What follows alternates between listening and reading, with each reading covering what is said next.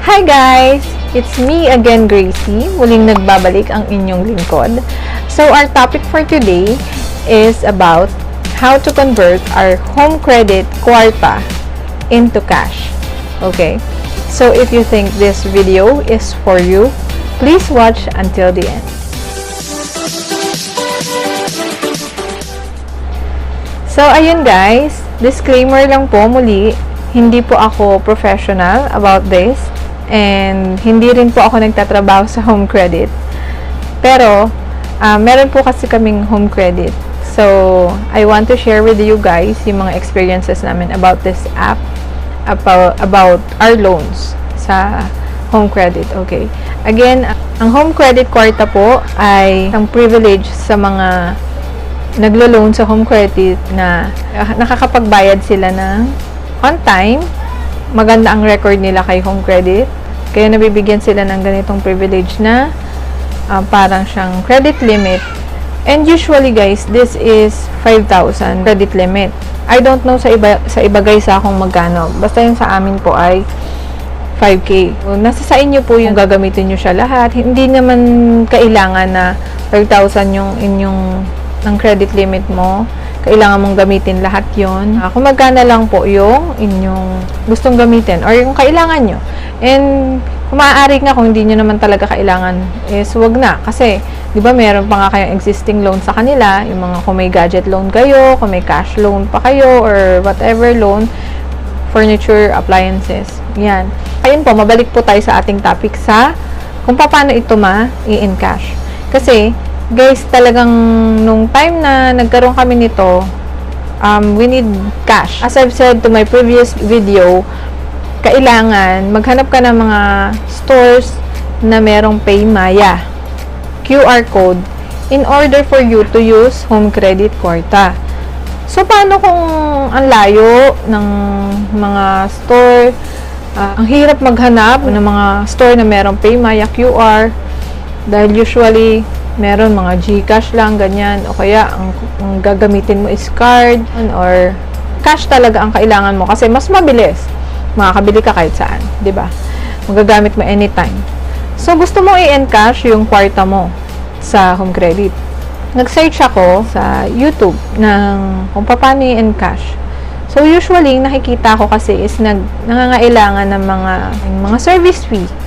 So, wala naman pong problema yun. Siyempre, nakakatulong naman po tayo talaga sa mga tao na nangangailangan ng cash ng kwarta.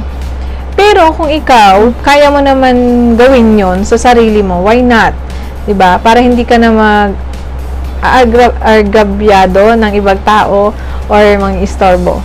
Ang kailangan, guys, to convert your kwarta into cash is PayMaya Business and kung gusto mong i-send sa GCash, of course, you have to register to GCash.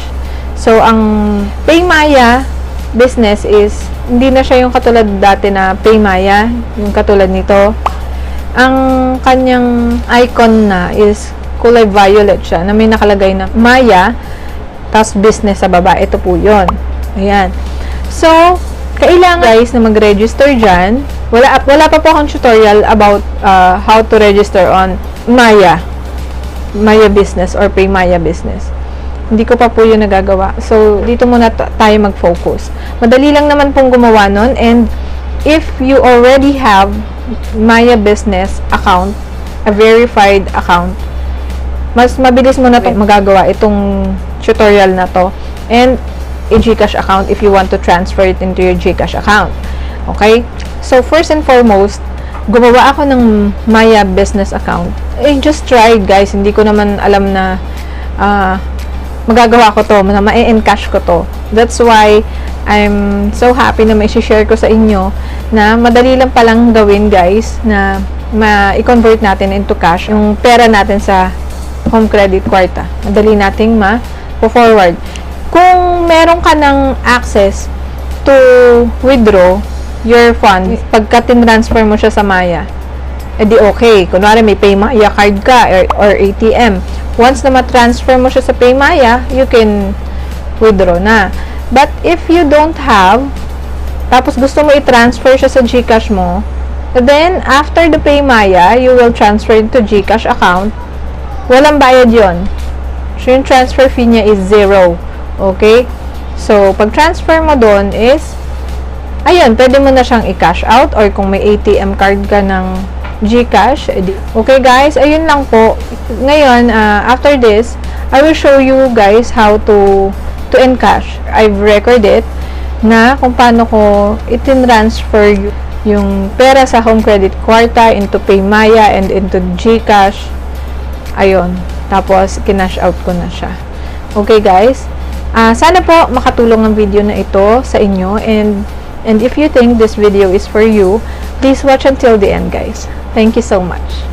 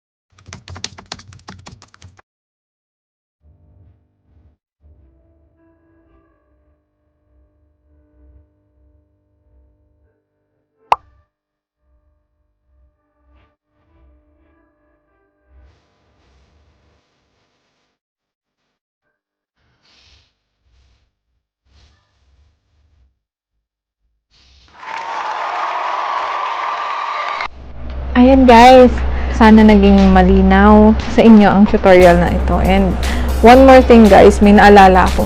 For example, gumawa ka ng, like me, gumawa ka ng PayMaya account in order for you to encash your pera, Home Credit Kwarta. Yun yung dahilan kung ba't ka gumawa ng PayMaya business account. Kasi gusto mo na siya may encash, di ba? Ngayon, kailangan, hindi ka masyado nagmamadali. Mabilis lang mag-transfer. Yung paggawa ng PayMaya account, guys, kasi, di ba, bago mo i-transfer sa PayMaya, kailangan mo yung QR code mo. I-scan mo yung QR code ng PayMaya mo dun sa Home Credit. Kasi ganito guys, explain ko lang ha. Ang gamit namin sa Home Credit na app, yung sa cellphone ng asawa ko.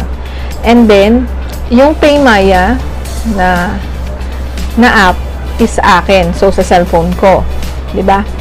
Para lang siya na nagbabayad siya sa akin. Parang ganon. So, transferring funds into my PayMaya account. Hindi scan niya yung aking PayMaya QR code. Yung QR code na yun, guys, after kong mag-register sa PayMaya, hindi ko pa siya kaagad na kuha or wala pa. Tinatap ko yung Maya QR nakalagay, hindi pa siya available. So, I've waited, I think, for 2 or 3 days before siya nagkaroon. So, that's why, nauna yung pag-grocery namin. Okay, before ko siya ngayon na i-transfer into my PayMaya account and to my GCash account. Kasi kailangan namin mag-grocery. So, nag-grocery muna kami. After 3 days, I think, lumabas na yung PayMaya QR code ko. So, I tried. Ayan nga, yung ginawa ko. Tinry ko muna ng small amount. I think that's 150. Pinasok naman agad siya kasi sabi ng iba, mag-ingat daw kayo kasi matagal, minsan daw hindi pumapasok, matagal daw, kaya nagkakaproblema. Sa akin namang experience, I don't know kung bakit nagkakaproblema sila. Ilang beses ko yung ginawa, real time po, hindi siya matagal. Na-receive ko naman agad. Sabi ko nung nagkaroon ako ng QR code, sige, try ko na nga kaagad. In-scan ko yung QR code. So, I tried 150. Tapos, pag successfully transferred na siya, nag-notify naman kaagad na nandun na. So, I checked. Andun na nga. And then, transfer ko na kaagad siya sa GCash ko. Kasi wala naman akong sa PayMaya eh. Wala akong source para siya ma-withdraw. So, meron ako sa GCash talaga. I have ATM. So, I need to transfer. So, nung okay naman, wala naman naging problema, I-transferred everything na kailangan namin. So, ganun lang guys. Ayun lang po, i-remind ko lang po kayo na kung nagmamadali po kayo, you have to do it a few days before, Friday. So, Monday pa lang, gumawa ka na ng business account mo, and you will wait a few days para makuha mo yung QR code mo para ma-encash mo siya. Okay guys? Sana po nakatulong po itong video na ito sa mga taong nabigyan ni Home Credit ng privilege para magkaroon ng credit limit kay Home Credit Kwarta na nangangailangan talaga ng cash. Yes. Kasi mas mabilis nga naman talaga pag cash ang hawak mo kaysa maghanap ka pa ng PayMaya QR code para lang magamit mo si Home Credit Kwarta. Okay guys, sana po nakatulong ako. I-convert nyo na rin ang inyong mga kwarta. And, one more thing guys, kung meron po kayong mga katanungan or requests or whatever, you can comment down below and I'll do my best to answer everything na related po dito sa ating topic. Maraming salamat po at I hope okay lang po kayong lahat dyan. And thank you for your support to my channel. Thank you so much and God bless us all. Bye!